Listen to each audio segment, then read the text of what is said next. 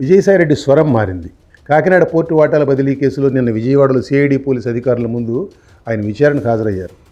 బయటకు వచ్చిన తర్వాత మీడియాతో మాట్లాడారు. రాజీనామా చేసిన రోజున జగన్ను కీర్తించిన విజయసాయి నిన్న తన మనసు విరిగిపోయిందని అన్నారు. తనలాంటి వాళ్ళు 1000 మంది బయటకు వెళ్ళినా జగన్కు వచ్చిన నష్టం ఏమీ లేదని ఆ రోజు అన్న విజయసాయిరెడ్డి గారు ఈ రోజు కోటరీని పక్కన పెట్టకపోతే జగన్ పని ఇంతే సంగతులు అని అంటున్నారు. ఆ రోజు జగన్ అంటే తనకు భక్తిభావం ఉందని, ఈ రోజు దేవుడి మీద తప్ప మరొకరి మీద భక్తిభావం లేదని అంటున్నారు.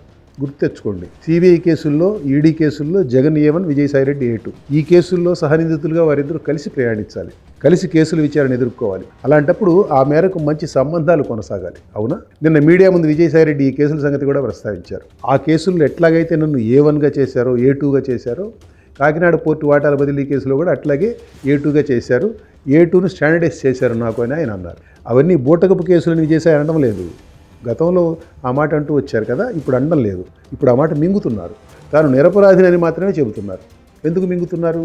ఎందుకు ఈ అనుమానం వచ్చిందో చెప్పే ముందు విజయసాయిరెడ్డి నిన్న మీడియా ముందు ఏమన్నది మరోసారి చూద్దాం. కాకినాడ పోర్టు వాటాల బదిలీ వ్యవహారంలో కర్త, కర్మ, క్రియ అన్నీ కూడా విక్రాంత్ రెడ్డి అని ఆయన చెప్పారు. ఆ మాట సిఐడి పోలీసులకు కూడా చెప్పినట్టు మీడియా ముందు తెలిపారు.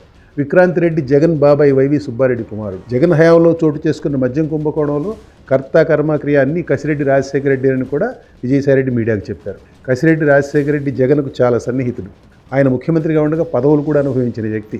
జగన్ హయాంలో ఉత్తరాంధ్రలో లేటరైట్ ఖనిజం అక్రమ తవ్వకాల ద్వారా విక్రాంత్ రెడ్డి బోలెడు డబ్బు ఆర్జించారని మీడియా అడిగితే విజయసాయి తనకు తెలియదని అన్నారు తప్ప కాదని అనలేదు. వైసీపీలో ఉండగా ఎటువంటి ఆరోపణలు వచ్చినా జగన్ ప్రభుత్వం మీద విజయసాయిరెడ్డి ఎంత తెగబడి ఖండించేవారో గుర్తు చేసుకుంటే నిన్నటి విజయసాయి స్వరం ఎలా మారింది తెలిసిపోతుంది, అర్థమైపోతుంది. జగన్ హయాంలో మద్యం కుంభకోణం జరిగిన మాట వాస్తవేనని చెప్పడం మించి ఇంకేం కావాలి? కావాలంటే ఈ మద్యం కుంభకోణంపై ఇంకా వివరాలు తర్వాత ఇవ్వగలను కూడా అన్నారు ఆయన. విజయసాయి మారిన మనిషి. నిన్నటి మాటలు వింటే ఆ విషయం స్పష్టంగా తెలిసిపోతుంది. ఆయన మళ్ళీ మారడానికి క్షణం కూడా పట్టదనుకోండి, కానీ ప్రస్తుతానికి మాత్రం నిన్నటి తన దేవుడు జగన్మోహన్ రెడ్డికి దూరంగా జరుగుతున్నారు.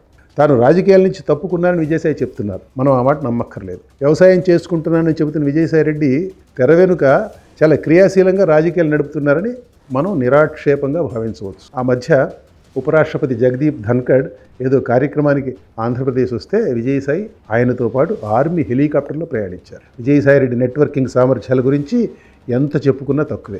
దేశాన్ని పరిపాలిస్తున్న భారతీయ జనతా పార్టీ అగ్రనాయకత్వంతో ఆయనకు ఎంత సన్నిహిత సంబంధాలు ఉన్నది బహిరంగ రహస్యం. పదవీకాలం 4 ఏళ్లు మిగిలి ఉండగానే రాజ్యసభ సభ్యత్వానికి రాజీనామా ఇవ్వడంతో మొదలైన విజయసాయిరెడ్డి గారి ఇటీవలి ప్రయాణం బీజేపీ కనుసన్నల్లోనే సాగుతున్నట్లు కనబడుతోంది. ఇది ఎక్కడ ముగుస్తుందో మనం ప్రస్తుతానికి ఊహించలేం. కానీ ఆంధ్రప్రదేశ్లో భారతీయ జనతా పార్టీ బలపడడం కోసం విజయసాయి ఉపయోగపడతారని మాత్రం ఊహించవచ్చు. పైన అనుమానం అన్నాను చూడండి, దానికి ప్రాతిపదిక ఇదే. బీజేపీ ఆంధ్రప్రదేశ్లో బలపడాలంటే ఎవరి స్థానాన్ని ఆక్రమించాలి? ప్రస్తుతానికి బీజేపీ, టీడీపీ, జనసేన కలిసి ప్రయాణిస్తున్నాయి. షర్మిల నాయకత్వంలో పుంజుకోవాలని చూస్తున్న కాంగ్రెస్కు ఇంకా చోటు దొరకలేదు. బీజేపీ వ్యూహాలను కూడా ఊహించడం కష్టమే. కానీ టీడీపీతో సహవాసం కొనసాగించాలని నిర్ణయించిన పక్షంలో ఆ పార్టీకి, బీజేపీకి మిగిలిన ప్రత్యామ్నాయం వైసీపీ చోటును ఎంతో కొంత ఆక్రమించడం ఒక్కటే.